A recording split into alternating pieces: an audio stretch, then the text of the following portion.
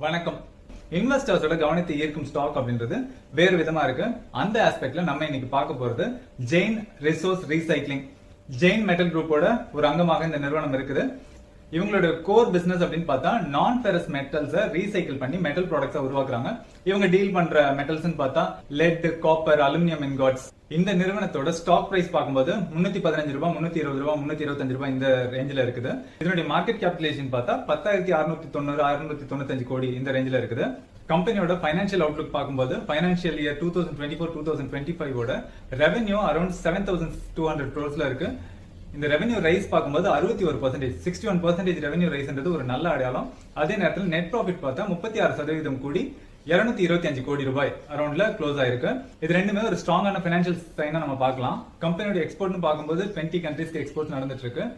இந்த கம்பெனியில இன்னும் குறிப்பிட்டு சொல்ல வேண்டிய ஒரு விஷயம்னு பார்த்தா ரா மெட்டீரியல் சோர்சிங்